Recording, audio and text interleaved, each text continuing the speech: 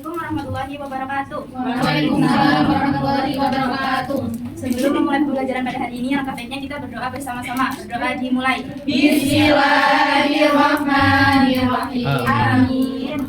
Gimana kabarnya kalian hari ini? Baik, alhamdulillah. Allah Akbar. Yes. Ada yang tidak masuk? Ada. Siapa?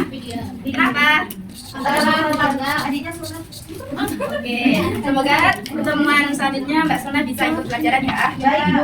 Nah, hari ini kita memasuki mata pelajaran fikih. Tujuan pembelajaran yang pertama yaitu Ibu ingin kalian dapat menjelaskan apa pengertian dari ruksah. Yang kedua, kalian memahami ruksah dalam salat dan kalian juga dapat menjelaskan hikmah dari ruksah. Selanjutnya yaitu pernahkah kalian mengalami kesulitan saat sholat? Pernah kalian mengalami? Contohnya seperti ketika kita sakit, ketika kita sakit atau perjalanan jauh. Nah, itu biasanya kita mendapat keringanan atau kelonggaran yang biasa disebut dengan ruksah. Nah, iya. Nah, apa itu ruksah tadi? Apa tadi ruksah? Keringanan atau kelonggaran.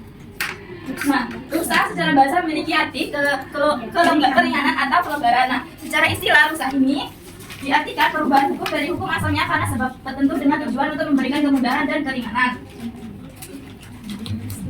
Nah, ruksah ini terbagi menjadi dua. Yang pertama ada ruksah yang mengandung intisan atau kebaikan. Yang kedua, ruksah yang menggugurkan hukum azimah. Nah, ruksah yang mengandung intisan ini yaitu pelaksanaan azimah atau ruksah dapat dipilih oleh seseorang. Contohnya, musafir tidak berpuasa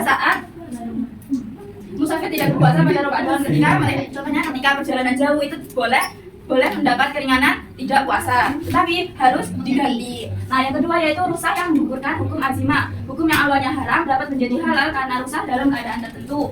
Contohnya, meminum tua atau memakan bangkai pada saat keadaan tertentu itu dapat dihalalkan. Tua itu apa?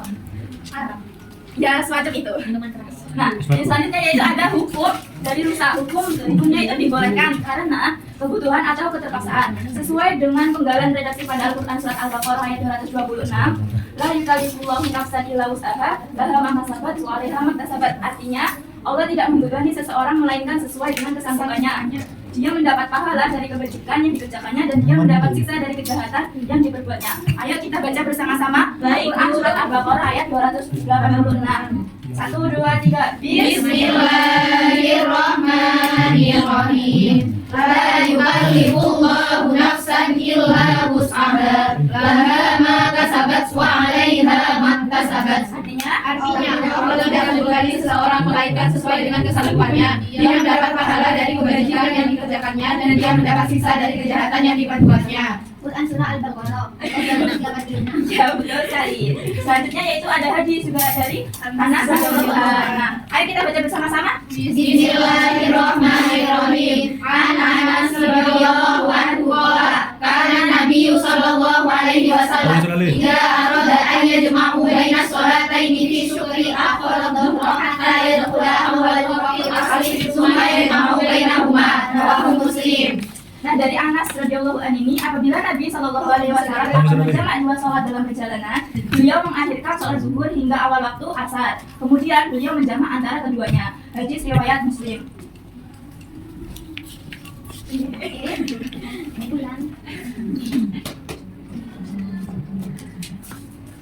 Yang selanjutnya yaitu ada hikmah dari ruksah. Apa yang pertama, Nana? Mempermudah pelaksanaan syariat Islam. Yang kedua, Pembuktian bahwa syariat Islam tidak kaku. yang ketiga, Istiqomah dalam ibadah dan cinta ajaran Islam. yang keempat, Dalam sikap saling disiplin dan saling menghargai. nah ini tadi adalah hikmah dari ruksah. Yang selanjutnya,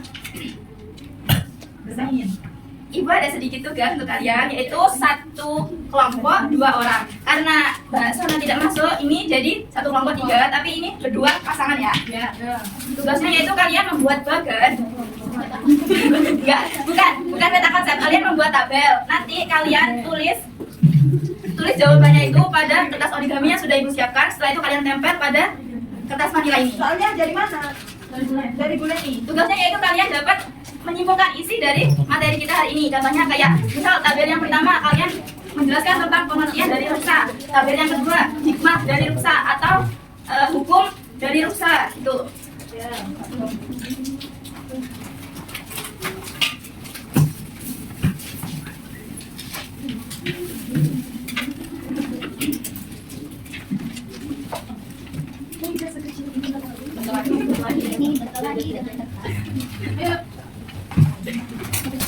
kedua tabelnya sebenarnya. Kalian bawa penggariskan, ibu sudah mengingatkannya kan? Ya. Kapan, Bu?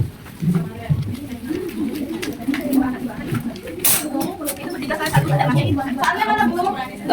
Soalnya kalian membuat tabel rangkuman dari pelajaran kita hari ini. Ya, contohnya misal tabel pertama kalian menjelaskan tentang pengertian dari rusa, yang kedua hikmah dari rusa, yang ketiga hukum dari rusa. Jadi 3 aja gitu ya Bu ya. Bisa jadi 3, bisa jadi 4. Materi kita tadi apa aja yang sudah dijelaskan? Pengertian, dalil, hikmah, hukum. Nah, kalian buat itu di dalam tabel.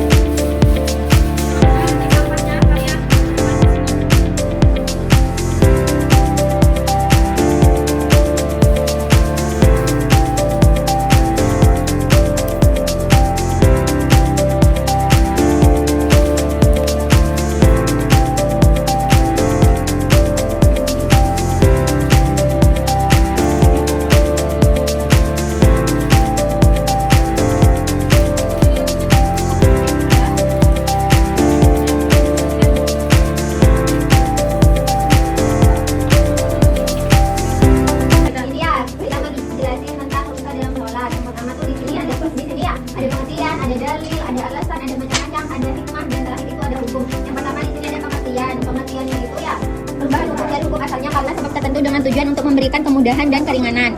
Pengertiannya ada 2 secara bahasa dan istilah. Terus dalilnya dalil Al-Quran surat Al-Baqarah ayat 286. Lalu alasan rusahnya ada 4. Lalu macam-macamnya ada 2. Lalu hikmahnya ada 4. Dan terakhir hukumnya yaitu ibadah yaitu.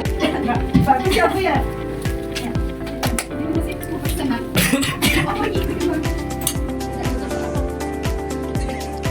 Sudah ya. Hikmahnya ada 2. Yang pertama mengubah syariat Islam dan pembuktian syariat Islam itu tidak ekstrim dan tidak benar. Ayo kelompok 3. Belum selesai.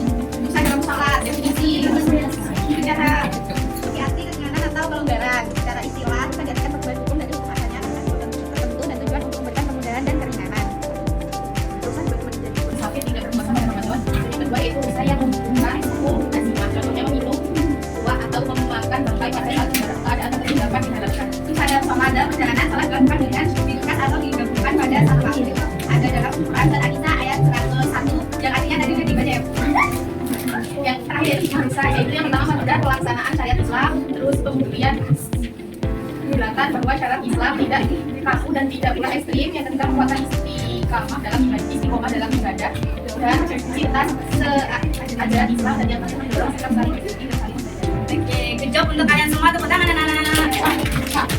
Nah, di sini ibu ingin kuis sebentar. Yang bisa menjawab akan mendapat reward dari ibu.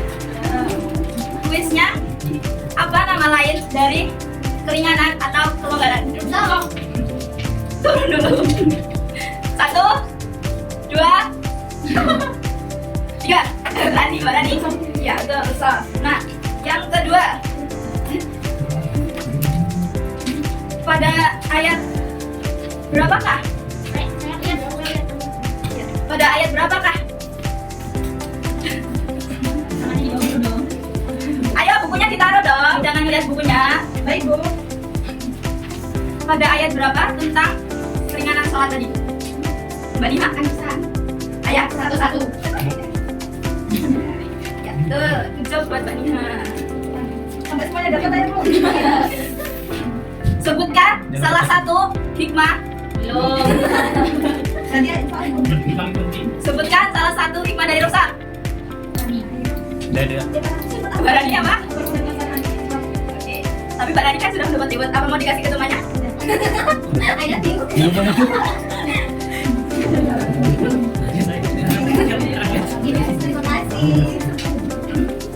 Selanjutnya yaitu kita mencapai kesimpulan. Ada yang berani menyimpulkan kegiatan pembelajaran kita hari ini? Saya Bu.